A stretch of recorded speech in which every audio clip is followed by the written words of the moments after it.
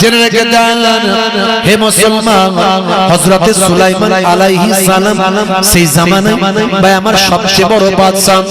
জিনেরাও তার কথা শুনেন। হযরতে সুলাইমান নবী একটা জিনকে ডাকলেন। জিনেদের মধ্যে শক্তিশালী, জিনেদের মধ্যে সবচেয়ে তাকওয়াওয়ালা, জিনেদের মধ্যে সবচেয়ে ঈমানদার, জিনেদের মধ্যে সবচেয়ে বিশ্বাসী, এই রকম শক্তিশালী একটা জিনকে ডাকলেন। সেই জিনের নাম হলো শিহাব। শিহাব জিনকে ডাকলেন, যেকে বললেন হে শিহাব, তোমাকে একটা কাজ করতে হবে আমার। পারবে? বলো পারবে। হুজুর আপনার জন্য নিবেদিত প্রাণ, আপনি আমার পয়গম্বর, আপনি আমার নবী, আর আপনি আমাকে কাজ দেবেন, আমি পারবো না। কি কাজ করতে হবে হুজুর বলুন। আমি তোমার জন্য দোয়া চাইবো, আল্লাহ যেন তোমার ঈমানকে পাহাড়ের মতো শক্ত করে দেন, আর তোমার হায়াতকে আল্লাহ হাজার হাজার বছর বাড়িয়ে দেন। তোমাকে একটা কাজ করতে হবে হে শিহাব, তোমাকে আখিরি জামানার পয়গম্বর আসা পর্যন্ত হায়াত আল্লাহ দান করবে, বেঁচে থাকতে হবে, আর তুমি আমার পয়গামটা আখিরি জামানার পয়গম্বরের কাছে পৌঁছে দেবে। জোরে হবে না? জোরে হবে না? হযরতে শিহাব মস্ত বড় একজন জিন, এই কথা শুনে তার যেন হৃদয় থরথর করে কাঁপতে লাগলো, শরীরটা যেন অটোমেটিক হালকা হয়ে গেল। আমার পয়গম্বর বলেটা, আমার নবী বলেটা। হে তরুণ যুবকেরা, হযরতে শিহাব বাবা জিন একজন বিখ্যাত শক্তিশালী জিন। আল্লাহর নবী হযরতে সুলাইমান আলাইহিস সালাম এই কথা বলার পরে তার সারা শরীরটা যেন কম্পন হতে লাগলো। হযরতে সুলাইমান নবী বললেন শিহাব চিন্তা করো না, ভয় পেও না, আমি আল্লাহর দরবারে তোমার জন্য দোয়া চাইবো।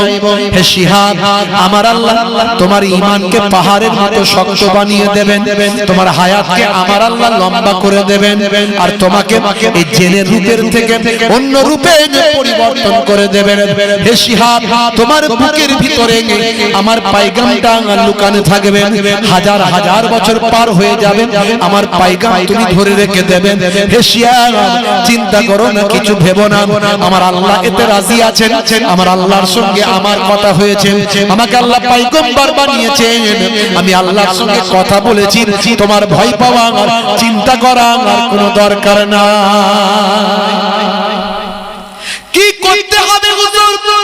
হে শিহাব শুনে রেখে দাও, আমার আল্লাহ তোমাকে একটা বিরাট বড় বাজ পাখি বানিয়ে দেবে, একটা বাজ পাখিতে তোমাকে রূপান্তর করবে। তুমি কি তাতে সন্তুষ্ট? আল্লাহ যাতে সন্তুষ্ট, আমার নবী যাতে সন্তুষ্ট, আমি শিহাব জিন তাতে সন্তুষ্ট, এতে আমার কোনো আপত্তি নাই। হে শিহাব, তোমাকে আমার আল্লাহ একটা সুন্দর বাজ পাখিতে পরিণত করবে, আর তোমার বুকের ভিতরে আমি আমার পয়গামটা দিয়ে দেব। এই পয়গামটা নিয়ে তুমি পৃথিবীর পাহাড়ের শৃঙ্গে ঘুরে ঘুরে বেড়াবে, ওই শৃঙ্গে তুমি অটল থাকবে, পাহাড়ের মতো শক্তি নিয়ে থাকবে, পৃথিবীর কোন ধ্বংসলীলা তোমাকে ক্ষতি করতে পারবে না, পৃথিবীর কোন বিপর্যয় তোমাকে ক্ষতি করতে পারবে না। হে তরুণ যুবকেরা, হযরতে ভাই আমার সুলাইমান নবী শিহাবের বুকের ভিতরে আল্লাহর নবীর পয়গামটা দিয়ে দিলেন, আমার নবীর কাছে পয়গামটা পাঠিয়ে দিলেন। শিহাবকে বলে দিলেন শিহাব ধৈর্য ধারণ করবে বাবা, কোনোভাবেই ভেঙে পড়বে না, কোন রকম মুসরে যাবে না, তোমার ঈমানকে আল্লাহ সেইভাবেই মজবুত করবেন, সেই ঈমানকে তুমি ধারণ করে রাখবে, যে কোনো হার হালতে থাকো না কেন, আমি নবীর পয়গামটা আখিরি জামানার পয়গম্বর পর্যন্ত দেবে। জোরে হবে না?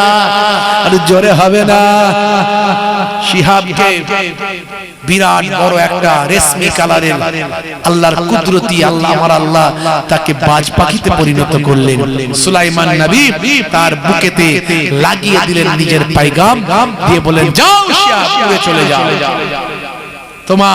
তুমি ইতিহাস হয়ে যাবে, যাও।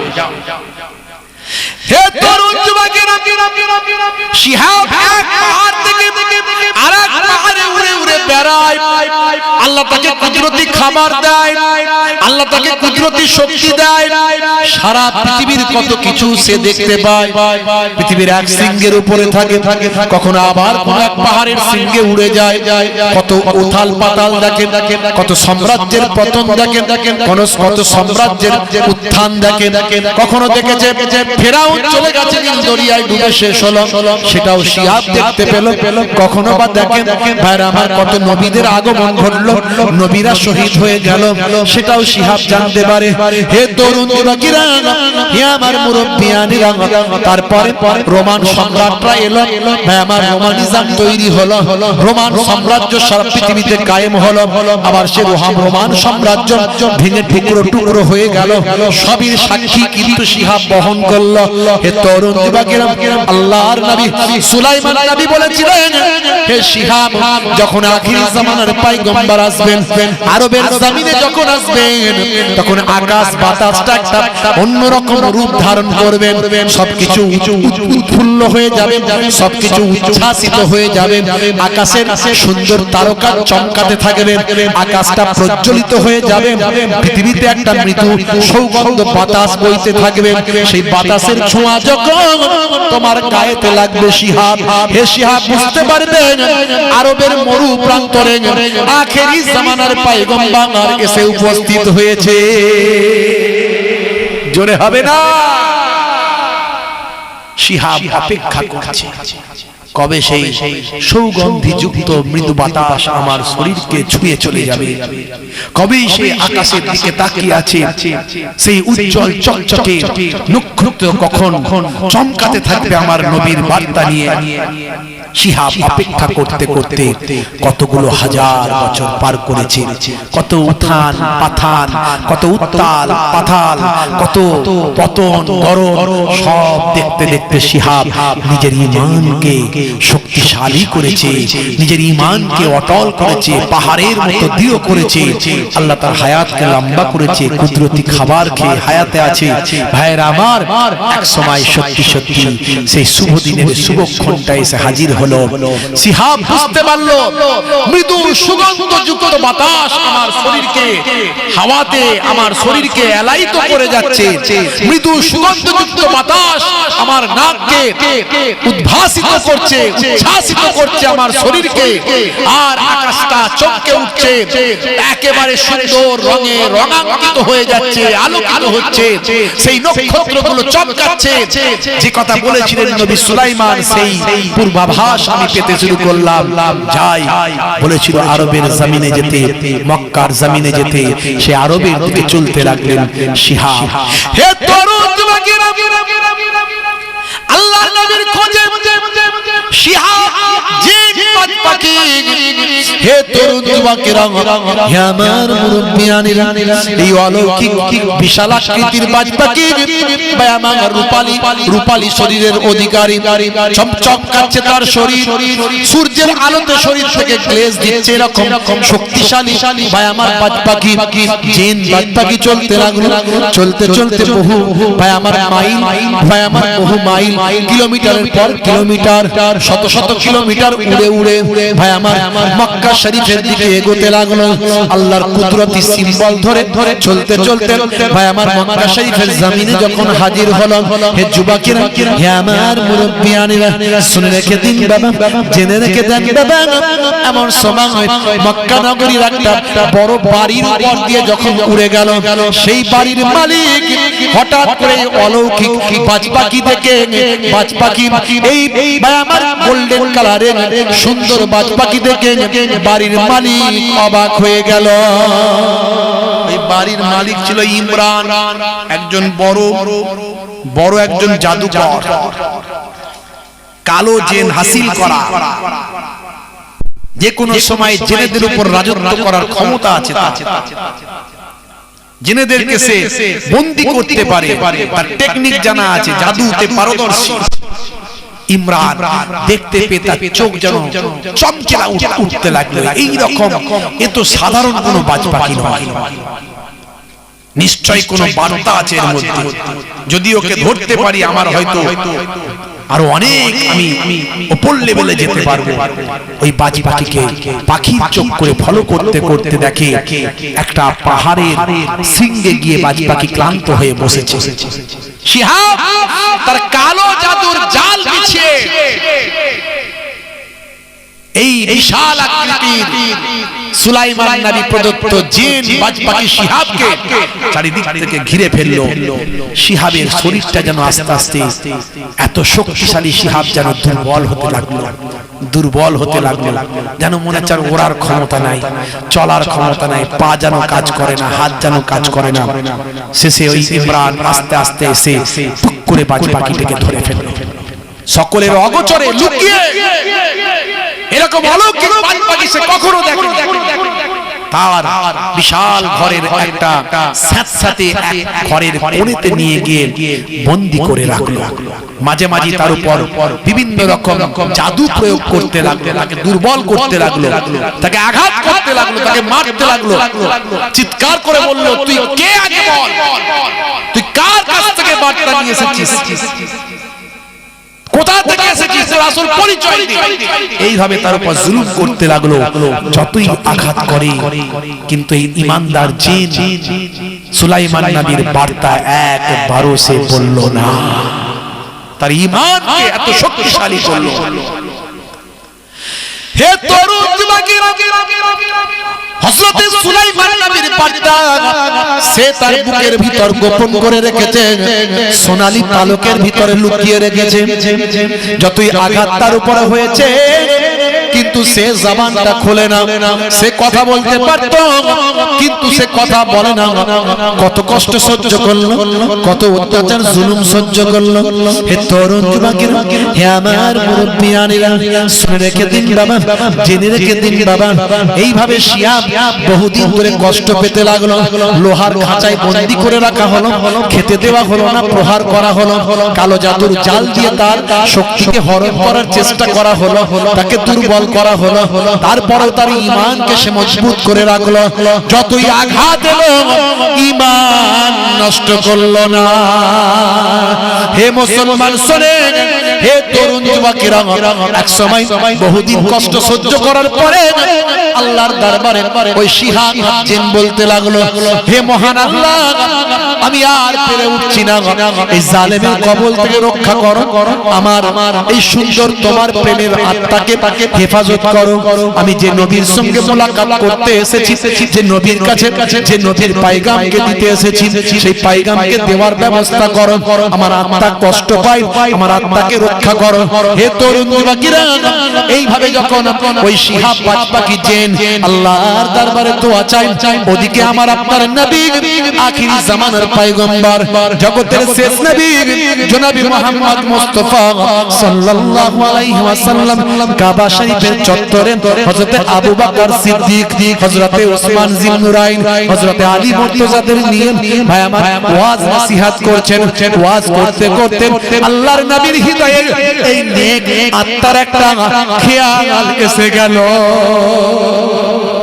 এই নেক আত্মার খেয়াল আসে, আমার আল্লাহ আমার নবীর হৃদয়ের ভিতরে পৌঁছে দিলেন যে দেখো দেখো হে নবী মুহাম্মদ সাল্লাল্লাহু আলাইহি ওয়াসাল্লাম, একটা আত্মা কষ্ট পাচ্ছে, একটা আত্মা কষ্ট পাচ্ছে তোমার এই পাশে। আল্লাহর নবী বুঝতে পেরে গেলেন। আবু বকরকে বলেন, আবু বকর চলো, একটা পবিত্র আত্মা কষ্ট পাচ্ছে, তাকে আটকে রাখা হয়েছে, চলো তাকে ছাড়াতে হবে। জোরে বলেন সুবহানাল্লাহ। আরে জোরে হবে না, আরে জোরে হবে না। হে তরুণ যুবকেরা, আল্লাহর নবী বলেছেন সাহাবীরা আর এক মুহূর্ত দেরি করলেন না। আমার আপনার নবীকে আল্লাহ যা দেখান আমরা সেটা দেখতে পাই না, আমার আপনার নবীকে আল্লাহ যা শোনান আমরা সেটা শুনতে পাই না। তাই আমার নবী বলেছেন, ইন্নী আরা মা লা তারাউনা ওয়া আসমাউ মা লা তাসমাউন।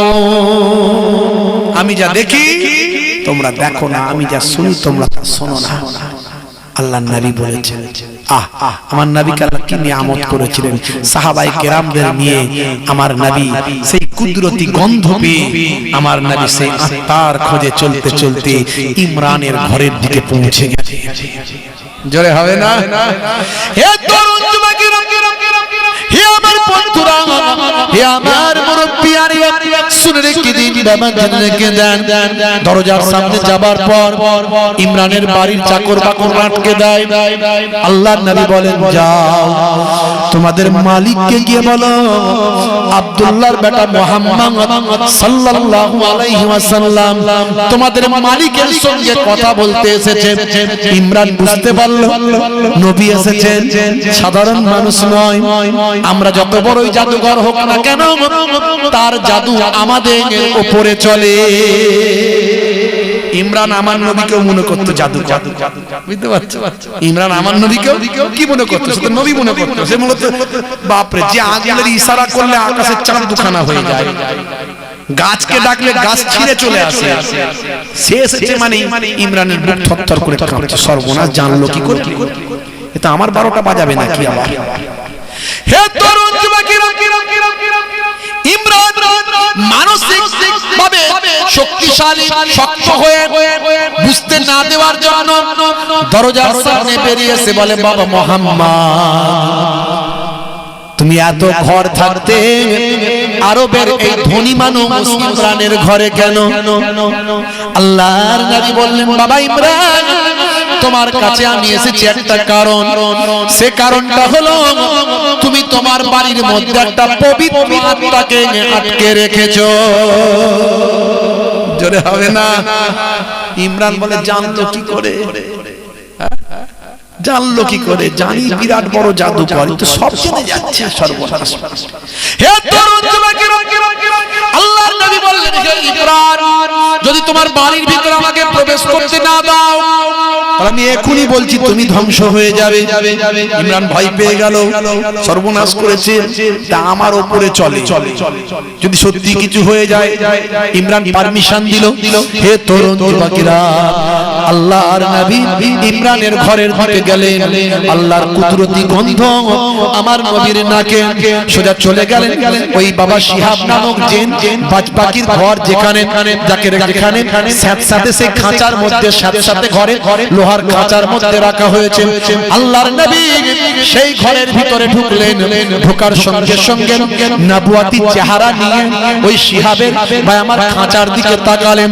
তাকানোর সঙ্গে সঙ্গে আল্লাহর কুদরতি ক্ষমতা খাঁচা থেকে বের হয়ে বাজপাখি আমার নবীর কদমে হাজির হয়ে যায়।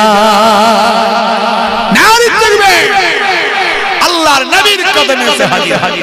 ইয়া রাসূলুল্লাহ, হাজার হাজার বছর ধরে অপেক্ষা করছি আপনার ছোঁয়া পাওয়ার জন্য। আজ আমি ধন্য। বাজপাখি এতদিন কথা বলে না, এখন কথা বলা শুরু করে দিল। আল্লাহর নবী বললেন, হে শিয়াব, মাথা তোলো, আমি সব জানি। আমার ভাই, আমার নবী, আমার পয়গম্বর, আমার ভাই হযরতে সুলাইমান আলাইহিস সালাম আমার কাছে যে পয়গামটা পাঠিয়েছেন, সে পয়গামটা আমাকে আগে দাও। হযরতে আখির জামানার পয়গম্বর আমার আপনার নবীকে শিহাব তখন তার বুকের ভিতর থেকে পশমের ভিতরে লুকিয়ে থাকা পয়গাম সুলাইমান নবীর পার্দাটা দিয়ে দিলে। জোরে হবে না?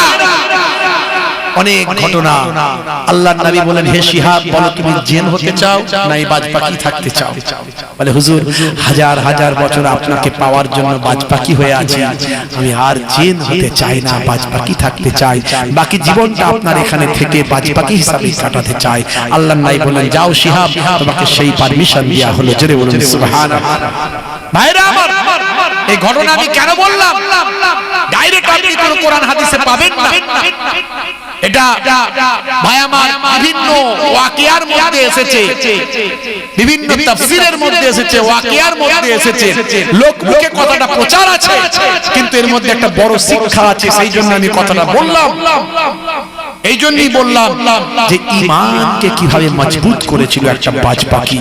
মুসলমান পরিস্থিতি যেদিকে, আমাদের ঈমানকে এই বাজ পাখির মতো মজবুত করতে হবে। রাজি আছি তো নাকি বলুন ইনশাআল্লাহ?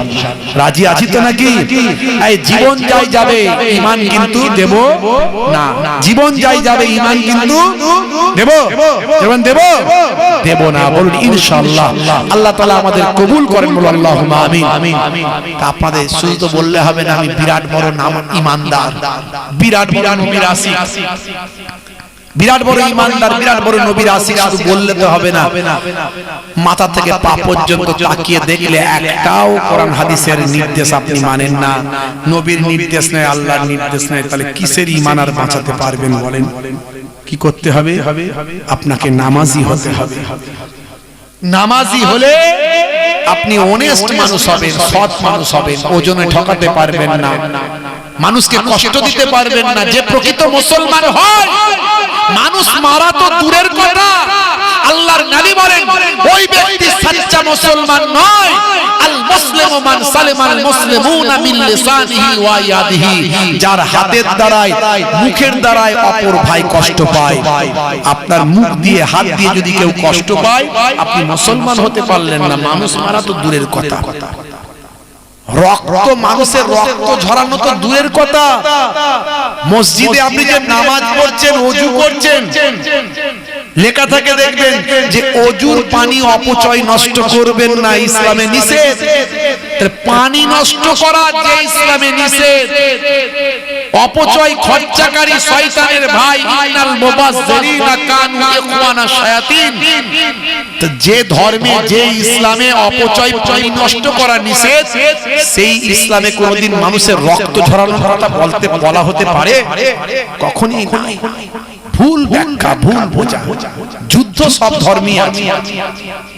যুদ্ধ মানে সেটা হলো অন্যায়কে প্রতিরোধ করা। ইসলামে যতগুলো যুদ্ধ আছে, অন্যায়কে প্রতিরোধ করতে গিয়ে যুদ্ধ। আপনাকে কেউ মারতে এলে আপনি প্রতিরোধ করুন, এটার নাম যুদ্ধ। আগে বেড়ে মারার নাম যুদ্ধ নয় ইসলামে। এই প্রতিরোধ করতে গিয়ে যুদ্ধ হয়েছে। আপনি যদি প্রকৃত ঈমানদার হন, আল্লাহর গায়েবী মাদাদ আপনার উপরে এসেছে। আল্লাহ করে সব ইসলামে যত যুদ্ধ আছে, সব যুদ্ধে আল্লাহ ঈমানদারদের জয়লাভ করিয়ে দিয়েছেন। তবে মনে রাখবেন, ইসলাম যুদ্ধের দ্বারাই কায়েম হয়নি, তলোয়ারের দ্বারাই কায়েম হয়নি। এক হাতে কোরআন, এক হাতে তলোয়ার দিয়ে নয়। अंधे को रास्ता दिखाने का नाम है इस्लाम, प्यासे को पानी पिलाने का नाम है इस्लाम, भूखे को खाना खिलाने का नाम है इस्लाम, अमानत का नाम है इस्लाम, इबादत का नाम है इस्लाम, और मोहब्बत का नाम है इस्लाम। जरे হবে না? হে তরুণ যুবকেরা, হে আমার বন্ধুরা, শুনে রেখে দিন বাবা, জেনে রেখে দেন। হে মুসলমান, একটু লক্ষ্য করো। আমার আল্লাহ বললেন, হে দুনিয়ার মানুষ শোনো, শুনে রেখে দাও, জেনে রেখে দাও। হে দুনিয়ার মানুষ, তোমাদেরকে আমি আল্লাহ পৃথিবীতে সৃষ্টি করেছি। এই পৃথিবীতে আসার আগে তোমরা কোথায় ছিলে তোমরা সেটা জানো না। এই পৃথিবীতে আসার আগে তোমরা কোথায় ছিলে তোমরা সেটা জানো না। আমি আল্লাহ বলছি, এই পৃথিবীতে আসার আগে তোমরা ছিলে মৃত। তোমরা ছিলে মৃত, যেটা বিজ্ঞানও বলতে পারেনি এখনো পর্যন্ত, যে মানুষ পৃথিবীতে আসার আগে কোন অবস্থায় ছিল। আল্লাহ বলছেন তোমরা ছিলে মৃত। কাইফা তাকফুরুন, আল্লাহ জিজ্ঞাসা করছেন, হে দুনিয়ার মানুষ, তোমরা কেমন করে আমি আল্লাহকে অস্বীকার করো, কেমন করে আমি আল্লাহকে ভুলে থাকো, কেমন করে আমি আল্লাহর নির্দেশনাকে অমান্য করো। এই পৃথিবীতে আসার আগে তোমরা ছিলে মৃত। অকুনতুম আমওয়াতান, তোমরা ছিলে মৃত। ফাহিয়াকুম, আমি তোমাদের জীবন দিয়েছি। এই পৃথিবীতে আমরা বেঁচে আছি। সুম্মা ইউমিতুকুম, আবার আমরা মারা যাব। নাকি মারা যাব না, সারা জীবন বেঁচে থাকবে? মরতে তো হবে নাকি? আল্লাহ বলে দিচ্ছেন তোমরা আবার মারা যাবে। মৃত্যু মৃত্যু তোমাদের হবে। হে তরুণ যুবকেরা, মৃত্যুর পর আবার একটা সময় আসবে, সেটা হলো কিয়ামত। ইলা ইয়াউমিল কিয়ামah, কিয়ামতের দিন আসবে।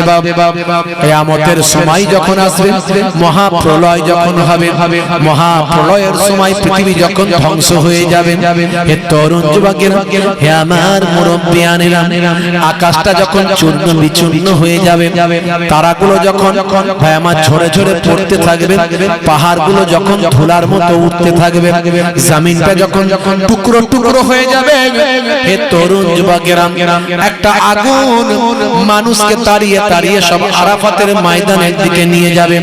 মৃত ব্যক্তিগুলো ভাই আমার কবর থেকে তখন জিন্দা জীবিত হয়ে উঠে যাবে। হে তরুণ যুবকেরা, গর্ভবতী ভাই আমার উট গর্ভপাত করে ফেলবেন। আর ওই সমস্ত ভাই আমার যাদেরকে হত্যা করা হয়েছে, ওই জীবন্ত নারীগুলো যাদেরকে হত্যা করা হয়েছে, তাদেরকে জিজ্ঞাসা করা হবে, কোন অপরাধে তোমাদের হত্যা করা হয়েছে। হে তরুণ যুবকেরা, মহাপ্রলয় হবে, মহাবিচারের দিন সেদিন অধিষ্ঠিত হবে। এ পর্যন্ত যত মানুষের আত্মা তৈরি হয়েছে, সব আত্মাকে সেদিন উঠিয়ে নিয়ে যাওয়া হবে। সেদিন বিচারের সময় আমার আল্লাহ হবেন বিচারক, মহান বিচারক আমার আল্লাহ হবেন। আর আমার আল্লাহ বান্দাকে তৈরি করে আল্লাহর দরবারে প্রত্যাবর্তন করানো হবে। সুম্মা ইলাইহি তুরজাউন, আল্লাহর নিকট সবাইকে ফিরতে হবে। সেদিন সবাইকে ফিরতে হবে আল্লাহর কাছে। বান্দা কেমন ভালো কাজ করেছো আর মন্দ কাজ করেছো, পৃথিবীতে কি করেছো, একটু জবাব দাও। আর দুনিয়াও মাজরাতুল আখিরাহ, দুনিয়াটা হলো পরকালের শস্য ক্ষেত্র। এখানে যেমন চাষ করবেন, কিয়ামতের দিনে, বিচারের দিনে সেখানে ফলটা তেমন পাবেন। যেমন চাষ করা হয় তেমন ফল পাওয়া যায়, যেমন ছাত্র পড়াশোনা করে তেমন রেজাল্ট পায়। কথা ঠিক না? আল্লাহ বলছেন, বান্দারে, হে দুনিয়ার মানুষ শুনে রেখে দাও, তোমাদেরকে আমি আল্লাহ এক কাতরা নাপাক পানি থেকে সৃষ্টি করেছি। হে দুনিয়ার মানুষ শুনে রেখে দাও, খলাকাল ইনসানা মিন আলাক, আমি আল্লাহ তোমাদেরকে আলাক থেকে সৃষ্টি করেছি, এক কাতরা নাপাক পানি থেকে সৃষ্টি করেছি, যেটাকে আমরা বলি শুক্রাণু। মাতৃগর্ভে মিলিত হয় ডিম্বাণুর সঙ্গে। হে তরুণ যুবকেরা, এই শুক্রাণু আর ডিম্বাণু বাবা একসঙ্গে মিলিত হয়। আমার আল্লাহ বলছেন, সুম্মা কানা আলাকাতান ফাখালাকা ফাসাওয়া, এই শুক্রাণু আর ডিম্বাণু মিলিত হবার পর ওই নাপাক পানিটা আস্তে আস্তে জমাট রক্তপিণ্ডতে পরিণত হয়। আমি আল্লাহর কুদরতি ক্ষমতা, মাতৃগর্ভে কিছু সময় পর, কিছু দিন যেতে যেতে আস্তে আস্তে ওই নাপাক পানিটা রক্তের পিণ্ডতে পরিণত হয়। ওই রক্তের পিণ্ডটা জমাট বেঁধে যায়। একটা সময় সেটা একটা গোশতের টুকরোতে পরিণত হয়। গোশতের টুকরো থেকে আমি আল্লাহ পঞ্চ ইন্দ্রিয়, নাসিকা, কর্ণ, জিহ্বা, ত্বক, আমার কুদরতি ক্ষমতা মায়ের পেটের ভিতরে একটা সুন্দর মানুষ তৈরি করে দিই। কেউ অস্বীকার করতে পারবে? অস্বীকার করার কোন রাস্তা আছে? আকাশ থেকে পড়ে হয়েছো না মাটি ফুঁড়ে উঠেছো বলতে পারবে? যে আল্লাহ এই কুদরতি সিস্টেমে তোমার আমার জন্ম দিয়েছে, সে আল্লাহ সব পারে, এটা বিশ্বাস করি না? পৃথিবীর কোন বিজ্ঞান তৈরি করতে পারেনি ভাইরা আমার। তবে আগামী দিন চায়না এমন কিছু ভাই আমার জিনিস আবিষ্কার করছে, যেরকম এখন পোল্ট্রির মুরগি তৈরি হচ্ছে। পোল্ট্রির মুরগি কি না চলার ক্ষমতা, না ছোটার ক্ষমতা, যেখানে ধরে ফেলবে সেখানে বসে রয়ে যাবে। পোল্ট্রির মুরগির মতো মানুষের বাচ্চাও তৈরি হবে, বুঝতে পারছো? সেরকম কি করছে, সেরকম পরিকল্পনা করেছে, সেরকম কভার তৈরি করেছে, সেরকম আপনার সেই রূপ তৈরি করেছে, সেই সিস্টেম তৈরি করেছে তারা, সেখানে এই যে শুক্রাণু আর ডিম্বাণু এসব আর্টিফিশিয়াল ভাবে তারা তৈরি করে ভাই আমার সেখানে এমন মিক্সড করে দিয়ে তারা এমন একটা সিস্টেম করে সেখান থেকে পোল্ট্রি মুরগির মতো মানুষের বাচ্চা তৈরি হবে। কিন্তু সেই মানুষের বাচ্চার মেধা, তার শক্তি, তার ক্ষমতা ওই পোল্ট্রির মুরগির মতোই হবে। বুঝতে পারছো?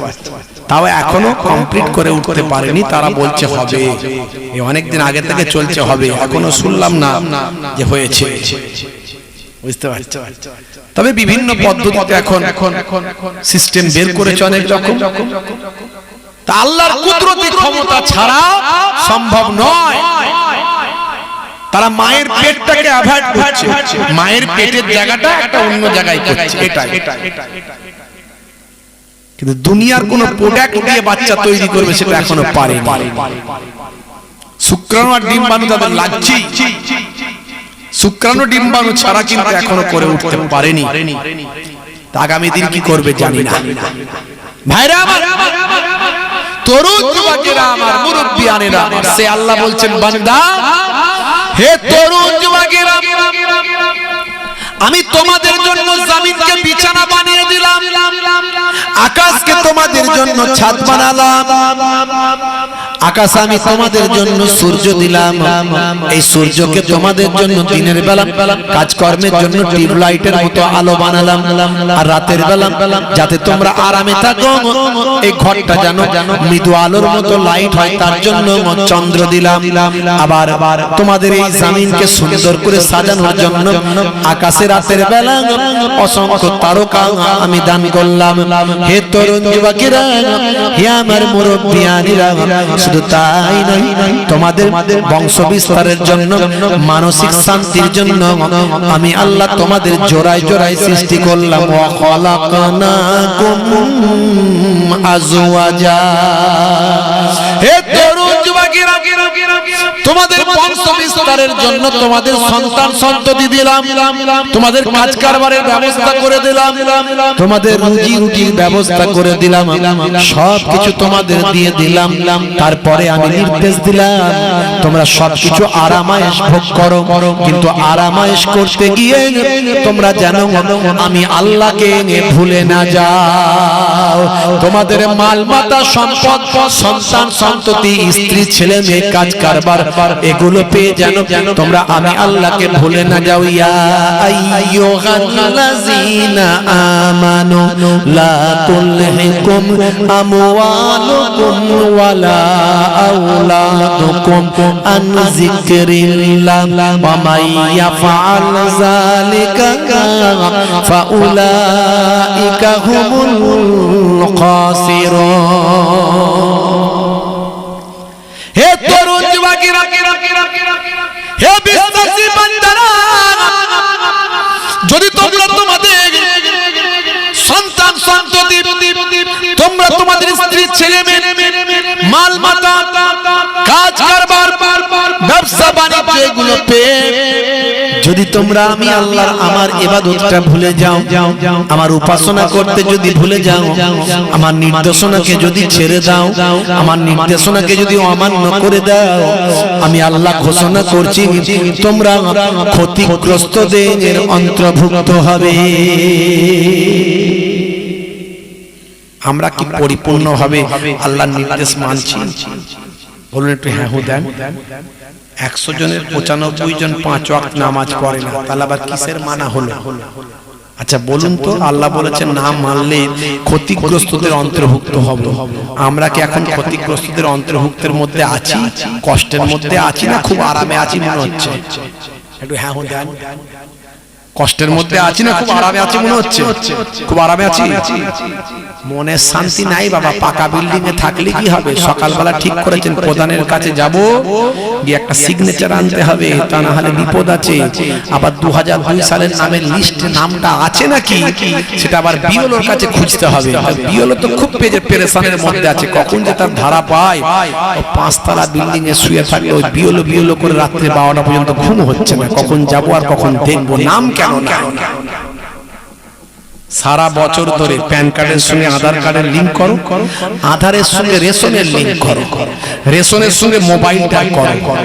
হ্যাঁ, খালি বলে বাংলাদেশে পাঠিয়ে দেবো, এ বলে দেশ ছাড়া করে দেবো।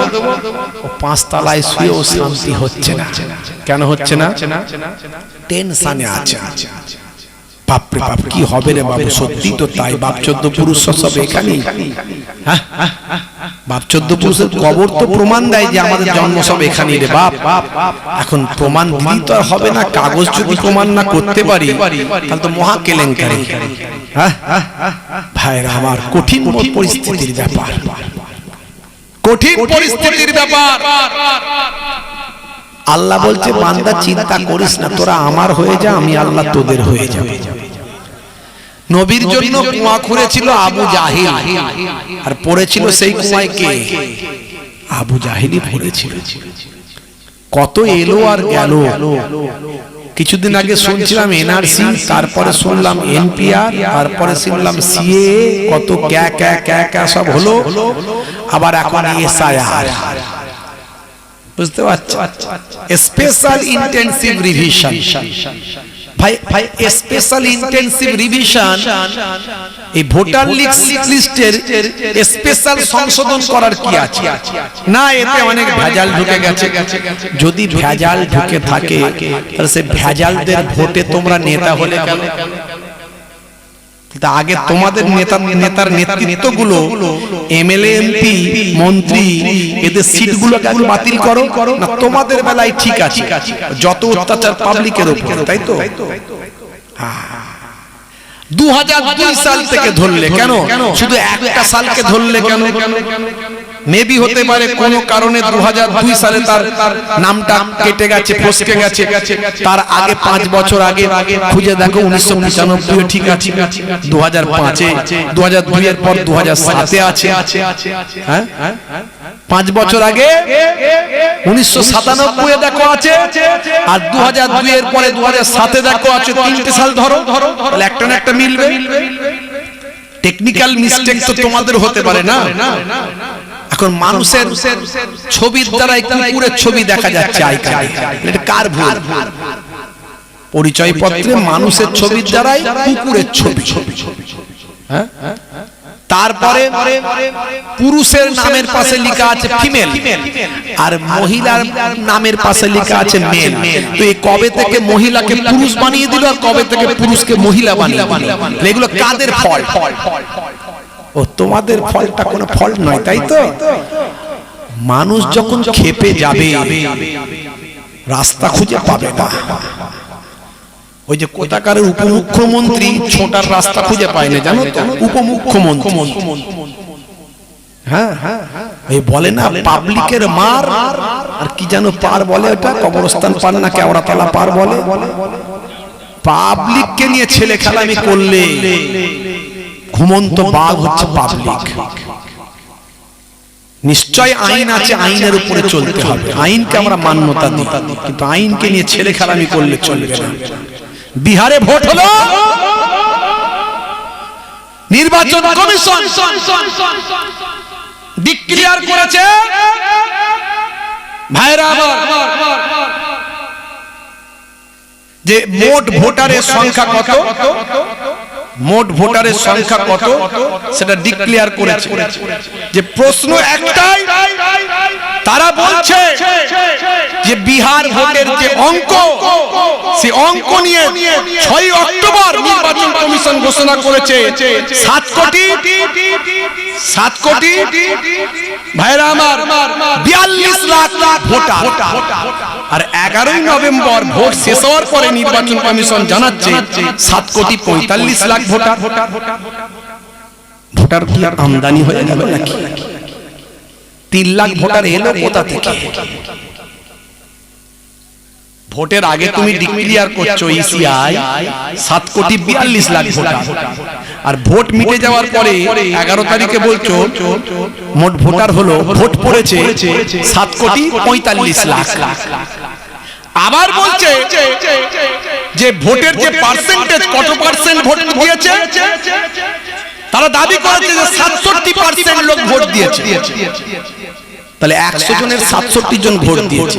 একে তো যা ভোটার তার থেকে 3 লাখ বেড়ে গেল, আবার বলছো যে 67% লোক ভোট দিয়েছে, মানে 100 জনের 67 জন, তাহলে কত লোক ভোট দিতে পারে? অঙ্ক বলছে কত? অঙ্ক বলছে 7,42,00,000-এর মধ্যে 67% হওয়া মানে 4,97,00,000 মানুষ ভোট দেয়। 4,97,00,000 মানুষ ভোট দেওয়ার কথা, আর তুমি বলছো 7,45,00,000 মানুষ ভোট দিয়েছে। এই যে 4,97,00,000 থেকে 7,45,00,000, এই যে এত কয়েক কোটি ভোট এলো কোথা থেকে? বুঝতে পারছেন? তাহলে এখন কি হবে বলুন দেখি। এই যদি সিচুয়েশন হয় আর ভারতবর্ষের সুপ্রিম কোর্টের প্রধান বিচারপতিকে যদি জুতো ছোড়া হয়, তাহলে দেশটার অবস্থা কোন জায়গায়? বুঝতে পারছেন? মানুষ কি করে এদের ভরসা করবে? ভয় পাওয়ার কিছু নাই, চিন্তা করার কিছু নাই। গণতান্ত্রিক দেশে মানুষই লাস্ট কথা বলে, শেষ কথা বলে, এটা মাথায় রাখতে হবে ভাইরা আমার। হে তরুণ যুবকেরা, হে আমার বন্ধুরা, শুনে রেখে দিন বাবা, জেনে রেখে দেন। হে মুসলমান, একটু লক্ষ্য করুন, আখেরি জামানা বাবাজি আমার আপনার ঈমান বাঁচানো বড্ড দায়।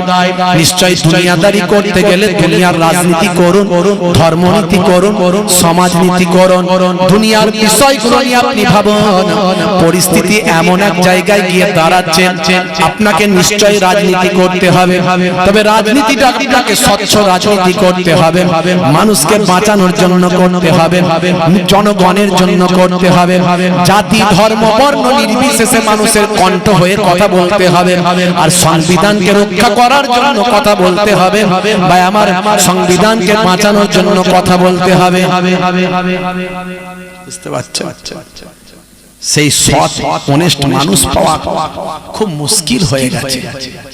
সৎ অনেস্ট মানুষ পাওয়া খুব মুশকিল হয়ে গেছে। এই আসাদুদ্দিন ওয়াইসি বিহারে 5খানা সিট পেয়ে গেছে, জানেন তো? এই সিটটা এখন সবার মাথা ব্যথার কারণ হয়ে গেছে। তোমরা এত সিট দিয়েছো, সেখানে হেরে সব ভূত হয়ে যাচ্ছ, আর ও বেচারা 5টা দিয়েছে, গায়ে লেগে যাচ্ছে। ওকে নাও না, জোটে নিয়ে নাও, জোটে নিয়ে তোমরা ওকে সঙ্গে নাও, ওকেও বলে হ্যাঁ ভাই তুই থাক। কেন মুসলমান গায়ে গন্ধ লাগছে না? কেন ওকে না নিতে অসুবিধা কি আছে? কেউ তো জোটে নিলে না, ও তো ঠিকই করেছে। এখন ওর নামে দোষ দিচ্ছ? ও এতগুলো ভোট কেটে দিয়েছে, তোমার ক্ষমতা নাই ভোট রাখার, আর ওর নামে দোষ? ও তো প্রথম বলেছিল তোমাকে নিতে। বুঝতে পারছে এদের মোটিভটা কোন দিকে চলে গেছে, চিন্তা ভাবনাটা কোন দিকে? হে তরুণ যুবকেরা, আপনাকে আমাকে অন্যায়ের বিরুদ্ধে প্রতিবাদ করতে হবে নিশ্চয়, তবে জনগণের কথা ভাবনা ভেবে সংবিধানকে মান্যতা দিয়ে। ভাইরা আমার, আল্লাহ বলছেন বান্দারে ভয় পেও না, চিন্তা করো না, তোমরা আমার হয়ে যাও, আমি আল্লাহ তোমার হয়ে যাব। হে তরুণ যুবকেরা, আমার আল্লাহ কোরআন মাজিদের ভিতরে বললেন ফাজকুরুনি আযকুরুকুম, বান্দা তোরা আমাকে স্মরণ কর, আমি আল্লাহ তোদের স্মরণ করব। অন্য জায়গায় আবার কিতাবের মধ্যে দেখা যায় মাল্লাহুল মাওলা ফালাহুল কুল, বান্দা যখন আল্লাহর হয়ে যায় কুল মাখলুকাত তার গোলাম হয়ে যায়। জোরে হবে না? জোরে হবে না? আল্লাহর হয়ে যাও, আল্লাহর পথে এসো। দুনিয়াদারি করছো, ব্যবসা করছো, ব্যবসাটা হালাল করো। দুনিয়াদারি করছো, ব্যবসা করছো, ব্যবসায় ঠকাবে না, ওজনে কম দেবে না, মানুষকে কষ্ট দিও না, 2 নম্বরই মাল বিক্রি করো না। তুমি যে সেক্টরে আছো সেই সেক্টরে ফাঁকিবাজি করো না। ভাইরা আমার, তরুণ যুবকেরা আমার, চাষ করছে, ফসলে ভেজাল মেশাবেন না। বাজার দিচ্ছেন আপনি, বাজারে ওজনে কমাবেন না। ছোটদের স্নেহ করুন, বড়দের সম্মান করুন। আপনার ধর্মনীতি, সমাজনীতি, পরিবার নীতি, রাজনীতি সব ইসলামের উপরে হোক। ইসলাম যেমন বলেছে তেমন করুন, দেখবে আপনার ব্যবহারে কেউ কষ্ট পাবে না এবং আপনি ন্যায় পরায়ণ মানুষ হবে। হিন্দু ভাইয়েরা আপনার ব্যবহারে খুশি হবে, খ্রিস্টান, জৈন, বৌদ্ধ আপনার ব্যবহারে খুশি হবে, মুসলমান আপনার ব্যবহারে খুশি হবে যদি আপনি সচ্চা মুসলমান হতে পারেন। কারণ সচ্চা মুসলমান কখনো অন্যায় কাজ করতে পারে না। মানুষ মারা তো দূরের কথা, এই যে দিল্লিতে বিস্ফোরণ হলো, দিল্লিতে বিস্ফোরণ হলো, আমি বলেছি যদি প্রমাণ হয় মুসলিমরা করেছে, অন্য সম্প্রদায় করলে আমি কিছু বলতে পারবো না। এর আগে মালগাঁও বিস্ফোরণ হয়েছে, এর আগে আজমির বিস্ফোরণ হয়েছে, সব অমুসলিমদের নাম। প্রথমে তারা মুসলিম নামগুলোকে নিয়ে আসে, পরে অমুসলিমদের নাম বের হয়ে আসে। এই অল্প কিছুদিনের মধ্যে অনেকগুলো মন্দিরের আঘাত হয়েছে, মন্দিরের গিয়ে মূর্তি ভেঙে দিয়েছে, এই পশ্চিমবঙ্গে ঘটেছে। ভাই আমার, মন্দিরে গিয়ে আই লাভ মুহাম্মদ সাল্লাল্লাহু আলাইহি ওয়াসাল্লাম মন্দিরের দেওয়ালে লিখে দিয়েছে। প্রথমে তারা মুসলমানদের নামগুলোকে মিডিয়ায়, গদি মিডিয়ায় প্রচার করেছে, পরে দেখা যাচ্ছে এগুলো সব অমুসলিম, মুসলমান নয়। আমার কাছে অনেক রিপোর্ট আছে, এইরকম অনেক নাম আমি আপনাকে দেখাতে পারি যাদের কোনো বিস্ফোরণে, কোনো ঝুট ঝামেলায় প্রথমে তাদের ভাই আমার তাদেরকে অ্যারেস্ট করা হয়েছে, দোষী সাব্যস্ত করা হয়েছে, কিন্তু 5 বছর 10 বছর পর মিডিয়ায় যখন প্রকাশ হচ্ছে ছোট করে লেখা যে এই মানুষগুলো নির্দোষ, এরা দোষী নয়, এরা অনেক প্রমাণ আছে। বড় দুঃখ করে কথাটা বলছি, আবার বলছি অন ক্যামেরা, দিল্লি বিস্ফোরণে যে মানুষগুলোর নাম এসেছে, সে ডাক্তার হোক আর ইঞ্জিনিয়ার হোক, যত বড় যাই হোক, যদি প্রমাণ হয়, আমরা প্রত্যেকটা মুসলমান মনে করি যে মুসলমান, প্রকৃত যে মুসলমান হবে সে অপরাধ করতে পারে না, সে আতঙ্কবাদী হতে পারে না, সে নিরীহ মানুষকে হত্যা করতে পারে না। কারণ ইসলামে বলা হয়েছে একজন নিরীহ মানুষকে হত্যা করা মানব জাতি হত্যা করার সমান, আর একজন নিরীহ মানুষকে রক্ষা করা মানব জাতিকে রক্ষা করার সমান। সেই ধর্মের মানুষ যদি মানুষ হত্যা করে, তার শাস্তি কত বড় আমরা ঘোষণা করছি যদি প্রমাণ হয়। তবে হ্যাঁ, আবার বলছি, আগে প্রমাণ করতে হবে। ওই গদি মিডিয়ার কথা আমরা বিশ্বাস করি না।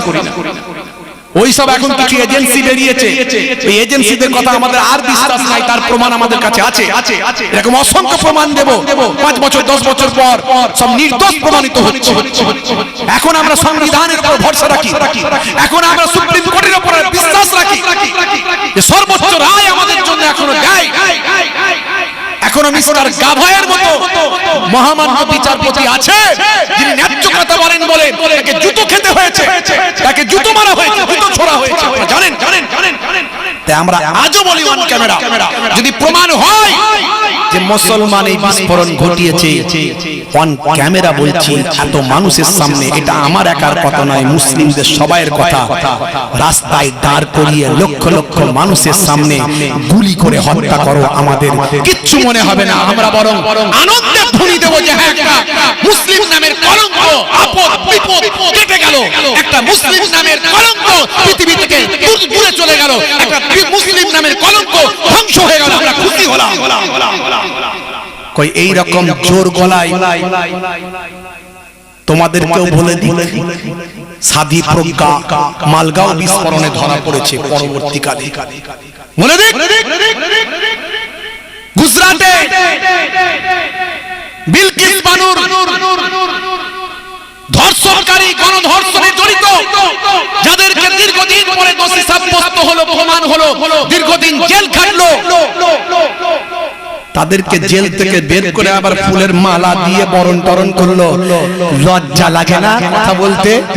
মুসলমানদের সম্পর্কে কথা বললে 10 বার চিন্তা করে বলবে, কারণ ইসলাম সম্পর্কে তোমাকে জানতে হবে।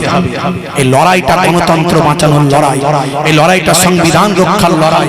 এটা হিন্দু মুসলমানের লড়াই নয়, এটা খ্রিস্টান জৈন বৌদ্ধের লড়াই নয়। লক্ষ লক্ষ কোটি কোটি হিন্দু ভাইরা তারাও সংবিধান বাঁচানোর জন্য কাঁধে কাঁধ দিয়ে আমাদের সঙ্গে লড়াই করছেন, তারা বক্তব্য দিচ্ছেন। কত মানুষ অত্যাচারিত হচ্ছেন, মহামান্য বিচারপতিকে জুতো ছোড়া হয়েছে, কারণ তিনি সংবিধানকে বাঁচানোর চেষ্টা করছেন। ভাইরা আমার, পরিস্থিতি খুব খারাপ জায়গায় দাঁড়িয়ে আছে। তাই বলি, বাঁচাতে পারেন একমাত্র কে? যারা বলেন কে? আল্লাহ বাঁচাতে পারেন।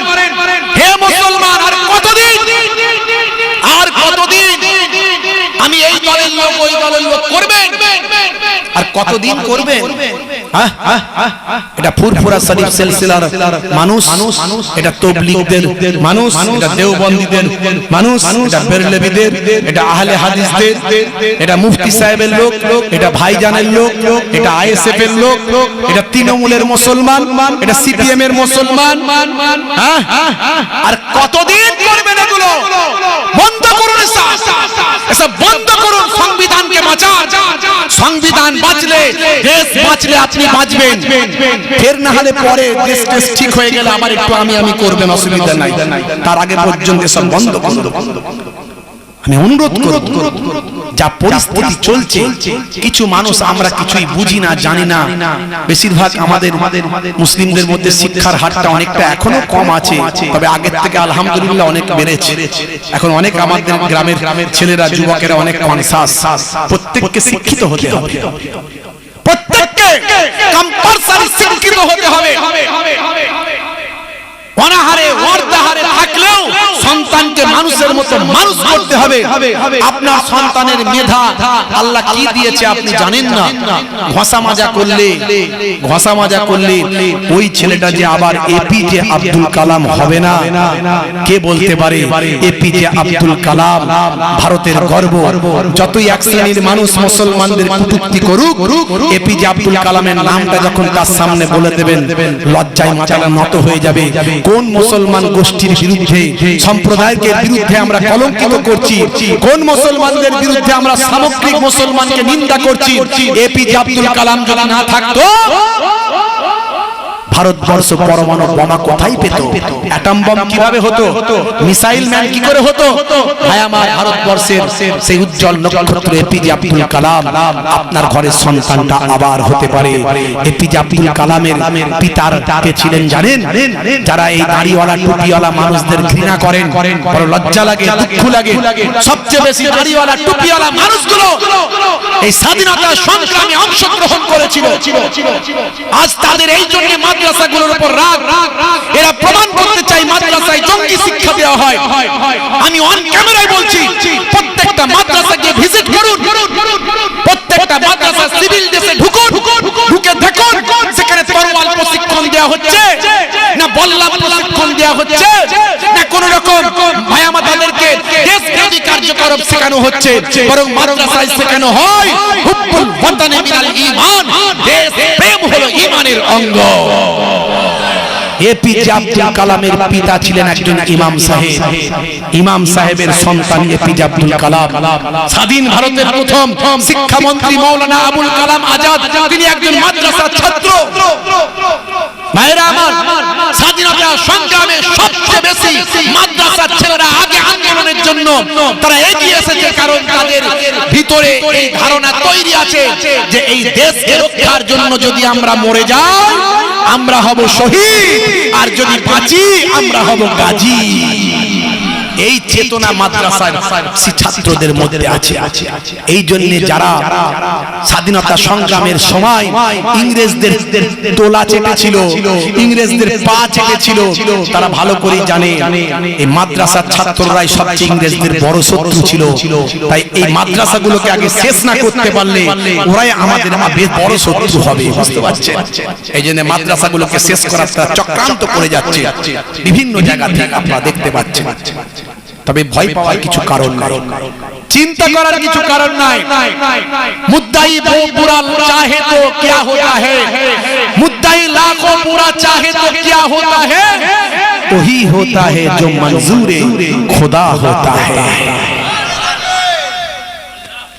भाईरा আমার তরুণ হে যুবকেরা হে আমার বন্ধুরা শুনে রেখে দিন দাদা জেনে রেখে দেন আল্লাহ বললেন বান্দারে এত কিছু নিয়ামত তোমাকে দিয়েছি অনেক কথা আমি বলি বেশি কথা আমি আজকে বলবো না এই এত কিছু নিয়ামত সব কিছু তোমাকে দিলাম তোমার জন্য সব কিছু সৃষ্টি করলাম একবার ভাবো তো দেখি বান্দা হে দুনিয়ার মানুষ শুনে রেখে দেন এই বায়ু থেকে যেটা আমরা গ্রহণ করছি তার নাম কি তার নাম হলো অক্সিজেন কথা ঠিক না ভুল মানুষ অক্সিজেন নিচ্ছে আর কার্বন ডাই অক্সাইড ছাড়ছে তাই তো নাকি কি জি হ্যাঁ মানুষ অক্সিজেন নিচ্ছে কার্বন ডাই অক্সাইড ছাড়ছে ভাইরা আমার আর গাছ সালোক সংশ্লেষ প্রক্রিয়ায় কার্বন ডাই অক্সাইড কি করছে ভাই আমার অক্সিজেন তৈরি করে ছেড়ে দিচ্ছে কার্বন ডাই অক্সাইড গ্রহণ করে নিচ্ছে এই যে সিস্টেম রোটেশনালি চলছে